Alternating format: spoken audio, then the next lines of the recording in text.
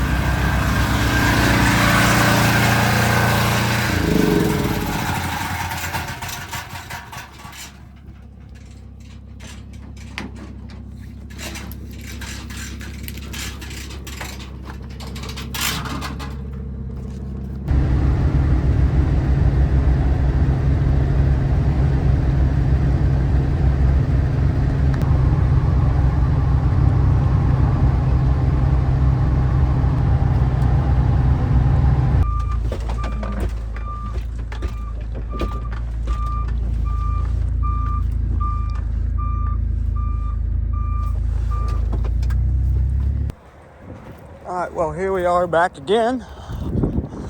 Oh yeah. Probably gonna get that guy for sure. We'll see if we can get these. Should be able to get that one at least. I don't know, these are the bigger ones. At least get this big giant one off so I can get that one. I don't know. We'll see. Let's get our chainsaws. First, I'd like to check my tire. See if it's holding wind or not. And it is. Look at that. Perfect. Alright, which one should we use? I don't know. I haven't dug out the old Craftsman in a while. We'll use the Craftsman. I've had this thing for years. I bought it when I was 18. It was the first chainsaw I ever bought. And I'm taking really good care of it. Here's a new Pickering. I had one, but it grew legs, so I had to pick up a new one. There's another 20 bucks. Okay, it is a little chilly out here today, and I haven't started this saw in probably 2 or 3 months. It's usually a pretty reliable saw.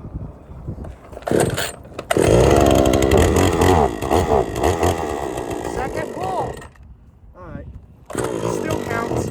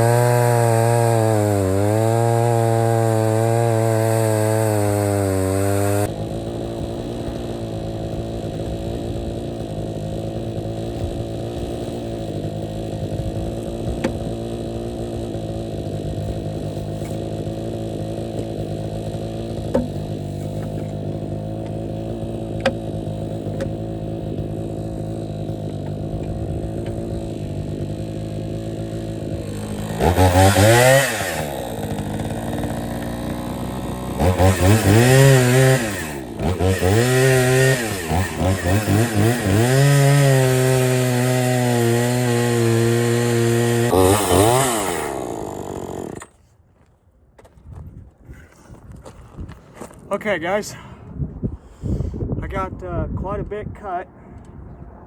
Let's go ahead and start loading the truck up and see how much we get out of this trip.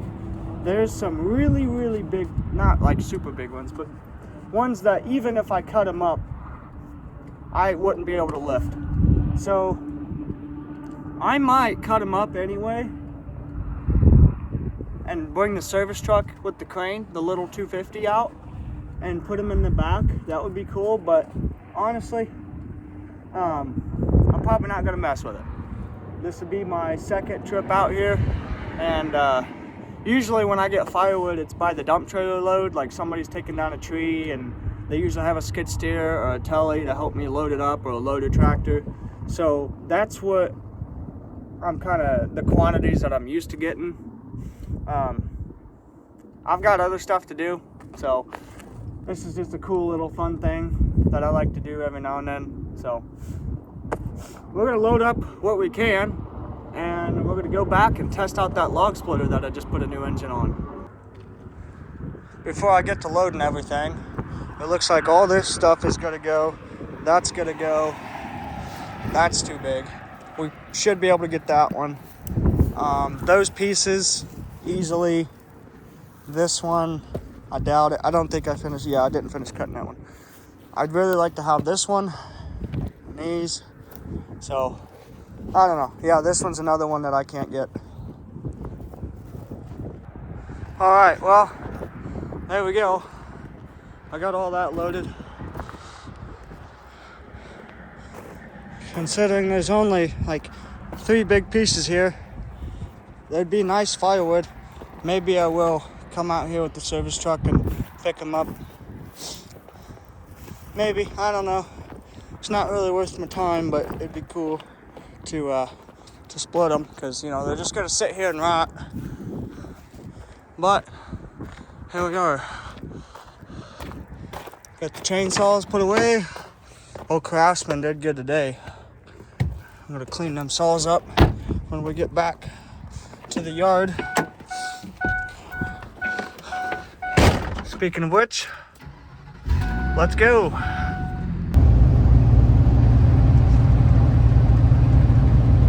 Okay guys, we might have a job today. I had a contractor get a hold of me, their excavation company, and they got a skid steer implement that has a guard that's all bent up. I got the quote approved. I've got pictures of it. I've got eyes on it, so to speak. And we're gonna go see if, oh man, I'm looking at these fields right now. It looks like looks like everything's sloppy again. Looks like it's not frozen like it was this morning. I kind of drove through the neighbor's field this morning to dump my first load of wood that I got yesterday. But, you know, it was frozen. So, like, you just ride across the top of it. After about 9 or 10 o'clock, sometimes even earlier during this time of year, it's you got to play a game of ice road truckers. And early in the morning, you can drive in the dirt, drive in the grass, drive in the fields. As soon as it starts warming up a little bit, you got to be real careful and watch your time. And watch how soft that dirt's getting. You'll sink your truck. So, I doubt we'll be able to put this wood away before we leave. It'd be nice just to have an empty truck bed instead of letting it sit there, but we might just have to wait for tomorrow, because tomorrow it's supposed to snow. And I don't know about you guys, but I love splitting firewood when it's snowing. I love splitting firewood when it's snowing. I don't know why, I just do. So I was turned at an intersection off the highway, and one of those pieces of wood rolled inside the bed, just kind of shifted. There's about 7 pounds of mud that just went down in that intersection as I was turning. So hopefully nobody gets stuck. But yep, let's go see if we can unload this wood. Oh no, I don't think we can. I'm looking at the field over here. They just put tile in, and it looks like you see a little like shininess on top where the dirt is. That means it's back to being mud. So we're probably not going to be able to unload it. Okay guys, I just did my pre-trip. I've got my lunch and the fresh charged battery for my phone charger. Got my speaker going. Let's get on the road. And we're off. We got about a 40-minute drive. We're going back to the town that we came from, or a town close to that, where I just got the wood. So I got the call as I was coming back from getting the wood. So what do you do? It's alright. We'll throw some work in today, I guess. I was kind of planning to just split wood and kind of screw off for the rest of the day. I'm not gonna lie. But now I guess we'll go to work. It's alright. It's a good day when we're doing billable hours. It's a good day. Yes. And the weather is cooperating today. Let me tell you guys, it is 34 degrees out. I've got a sweatshirt and my coveralls on and a long sleeve shirt on underneath. I'm like, this is beautiful weather. A lot better than, if you look in the videos back, like even like a week ago or 2 weeks ago, you know, we're in pushing negative 23, blowing wind. And, you know, it's always worse somewhere else, but for here, that's about as cold as it gets. On average, we'll hit negative 23, negative 25 every year around that time. It's pretty normal. But I'm not going to sit here and tell you it's fun to work in. It's not. You got to dress appropriately and just kind of understand that layers. So, yeah, we're going to go work on this skid steer attachment. It's not, it's a part of an attachment. It's a guard for some, I think a brush handling unit or something with a claw or a tooth or whatever, thumb maybe. It's a guard that's all bent up. My plan is to cut it all apart and put it back together straight, slap it with some paint, and we're going to buzz it back together with some 045 flux cord. That's my plan. I don't know. It's probably going to change, and I'm probably going to be there a lot longer than I think I am. Per usual. It's alright. We got a pretty decent wiggle room on this project. So let's go see what we can do.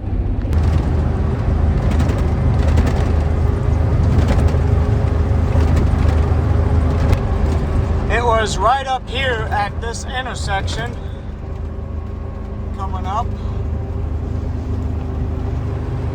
It was at this intersection right here a long time ago. I used to be on the volunteer fire department. I was on it for I think 3.5 years, not very long. Ended up not really liking it towards the end. We had a call for a tanker rollover from one of the dairies. Rolled over. The driver was, he was probably drinking. There was like a shit ton of Bud Light cans that slung all over the field when he rolled his truck. So I was up there at that intersection doing traffic control and basically just keeping people, trying to get them turned around and making it easy for to kind of like figure out, okay, the road's closed.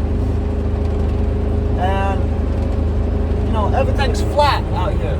Like the road, you can literally watch your dog run away for 3 days straight out here. So when you see a cluster of red and blues and orange lights up ahead of you, usually you'll be like, there's something going on up there. Well, this guy blew right past my kind of station that I had set up to stop and turn around people. So I got on the radio and hollered. About 5 minutes later, a cop car comes up behind me, and he's got the guy that was in that car, and he was drunk. He was drunk going through a barricade. Crazy. Yeah, if I was out drinking and driving, I probably wouldn't be going through barricades. But, it is what it is. Guy went to jail. Fucking idiot. This is not good. Alright, well, let's shut it down and double check all the oil and everything.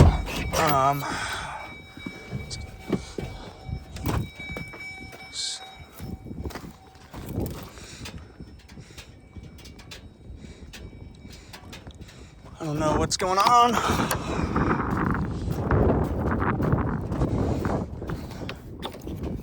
hopefully it just needs a little oil added, because I'm trying to get to this point.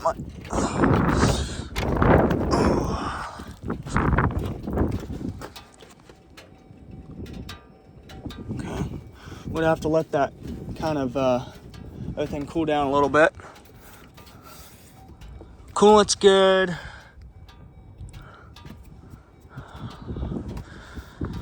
I have to let that engine kind of settle down and then let all that oil come down. I've got plenty of oil to put in it. At least a couple quarts.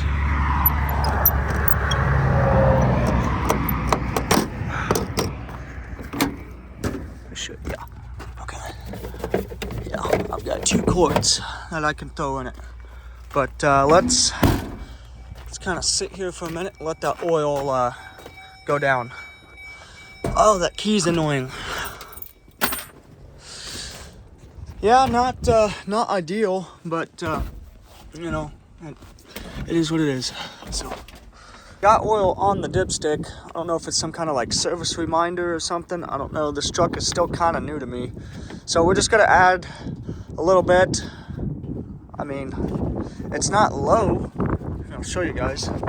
It's not low by any means. Now, I don't know where all that smoke and steam is coming off of this dipstick, but yeah, the dipstick is definitely warm, but it's supposed to be warm. You know, it's like, I don't know, it's got plenty of oil. And it's not, you know, I don't know. So, I think we're just gonna run it. It's got plenty of oil. I don't want to add any more if it's got it.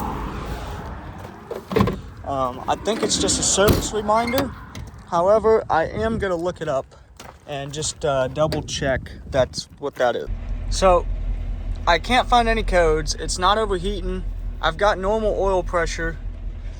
From my research, that is telling me that'll tell you 3 different things. That light right there. The engine's got oil. It's running fine. It's got a misfire. I know that. It's running fine. Usually when you're running low on oil, it starts clicking and clacking a little bit more. It gets a little louder. Okay, well, I mean, none of the codes, there's no codes popping up for anything related to oil or anything other than combustion sensor knock detected, which is because I have a misfire and I just haven't replaced the coil yet. But, I mean, I think it's just the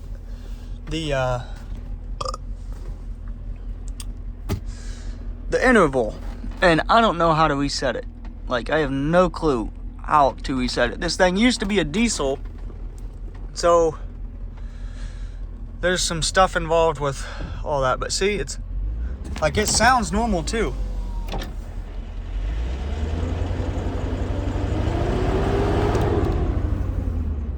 It sounds normal. That belt squeak has always been there.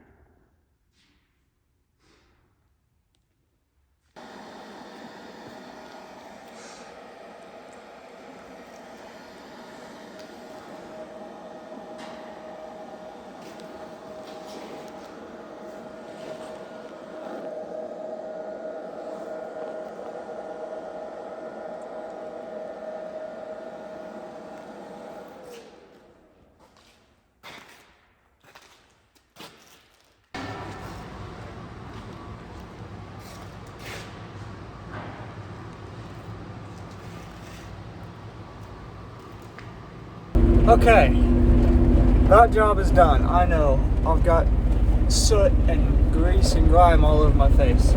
Welcome to being a welder. Anyway, that took way too damn long. Oh, look at that old rig. Oh yeah. Nice little shop too.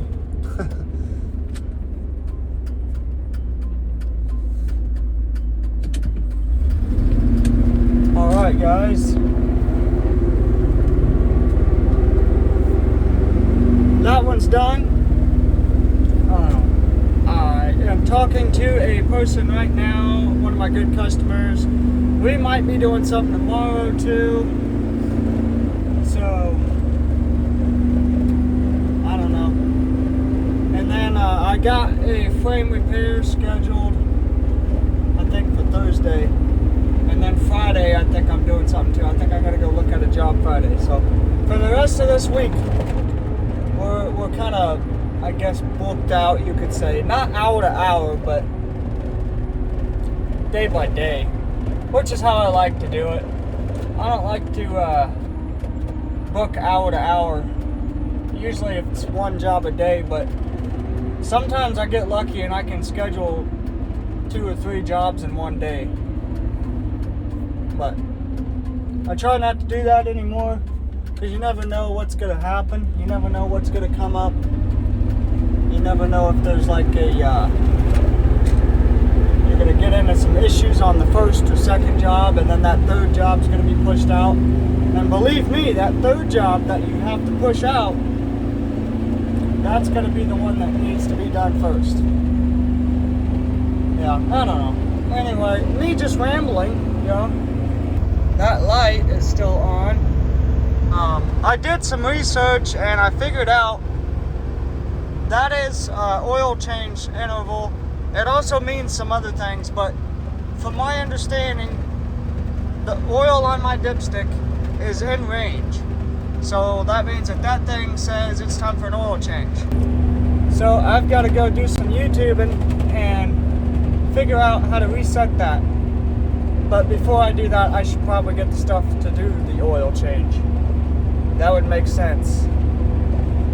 Okay, yeah, that would make sense. I got to do an oil change on the 6.7 coming up soon.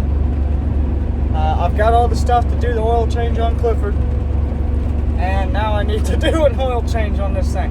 So we're gonna have about, I don't know, probably $500 or $600 worth of filters and oil just in a month. That's a lot of oil for me.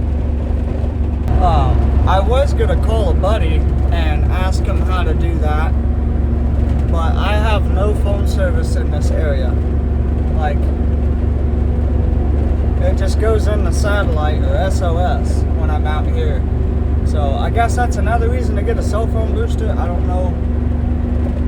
I gotta find out how those work, because I'm pretty sure they just amplify a signal. I'm pretty sure they're just an amplifier tuned in for that certain frequency.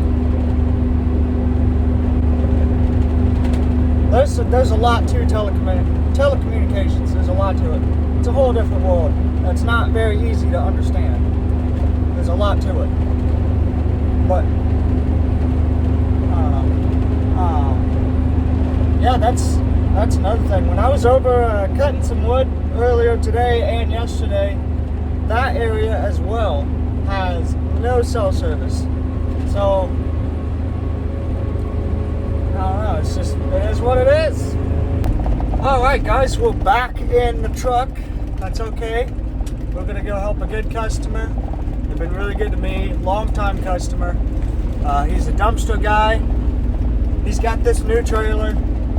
It's already messed up, so we're gonna go take care of it. Make sure that he's ready to do his routes tomorrow morning. That way we ain't gotta wake up early, because I don't like waking up early. I'd rather do shit late at night. I mean, I'm talking like 2 in the morning, 4 in the morning, 5 in the morning kind of thing, than have to wake up and be somewhere at 7. I'm weird. I'm a weirdo.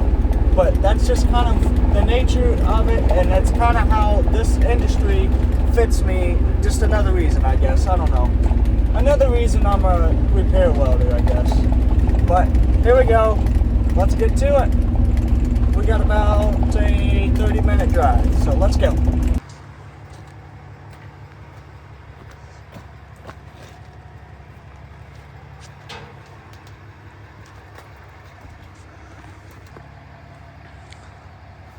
Okay guys, well, we're on site here. This is a roll-off trailer. It's for these hook lift deals. Worked on a lot of dumpsters before, bunch of companies.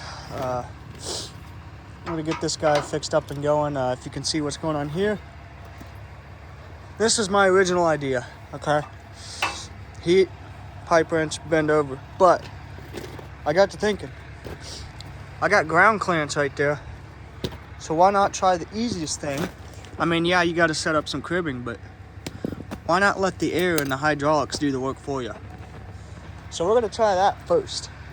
I gotta get that giant pipe wrench down. That thing's almost worth having a crane for, just for moving that thing around. But I'm gonna get the valuables out of range of harm. There. And make sure, probably gonna go turn my torch bottles off.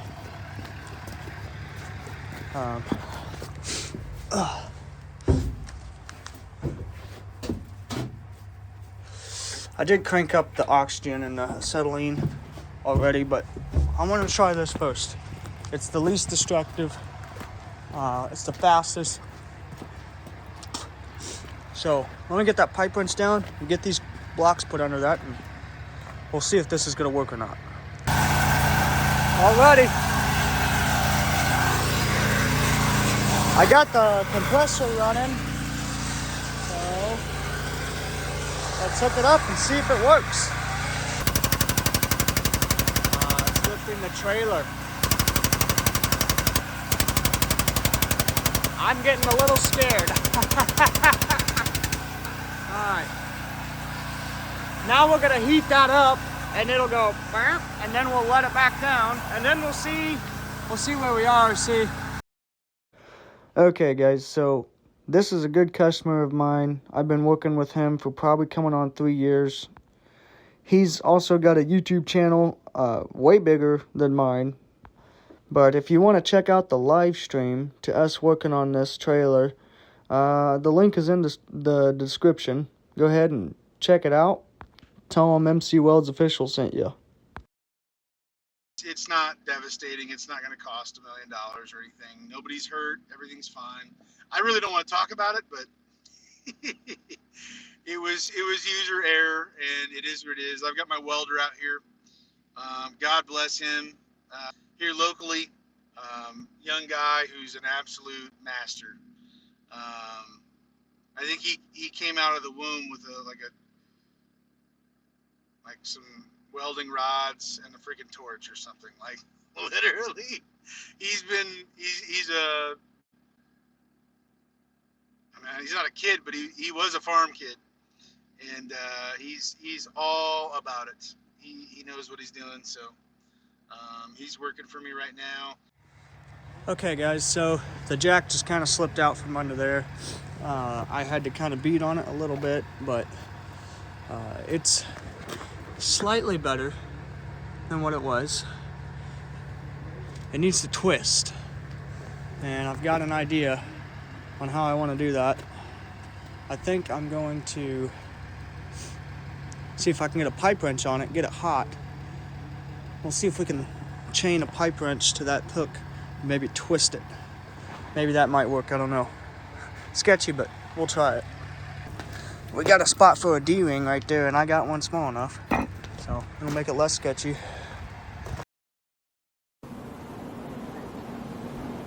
No stairway. Denied.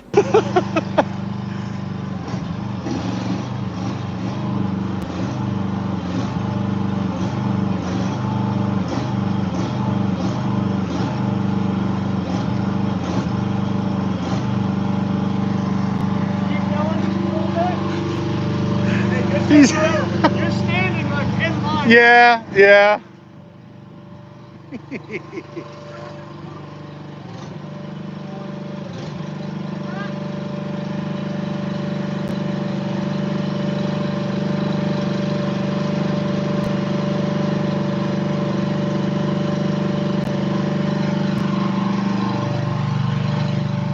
What? Back?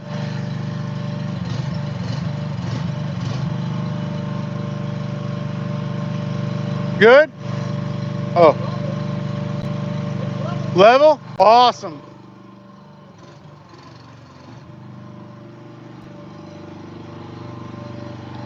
Boom. I just kind of got to get it down. Yeah, this part. Okay, so we got this thing straight. It's in line with that now. We need to go down a little bit. If you can see, I was talking to the camera. Oh, sorry. It's all good. You see what we're doing? We got a pipe wrench down there across these two frame mounts. So we're gonna try to heat it up, and he's gonna lift that, and it's supposed to go straight.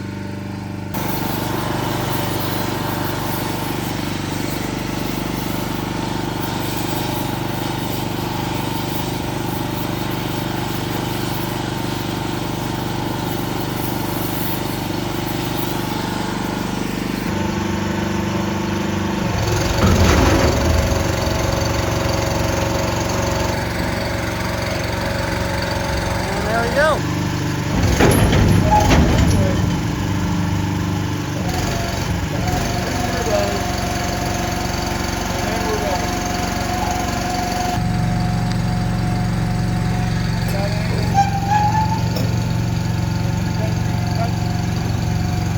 Alright guys, so that worked out fine.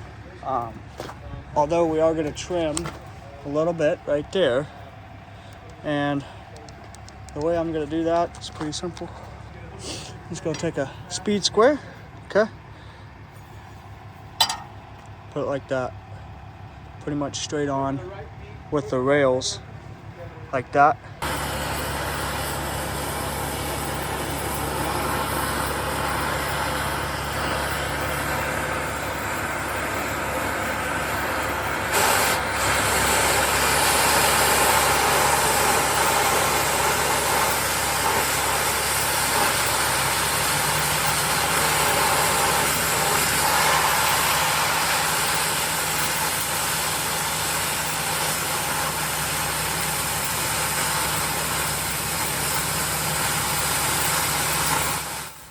A lot of you right now are going to notice that I'm moving really slow with this torch. This is only 1/2 inch.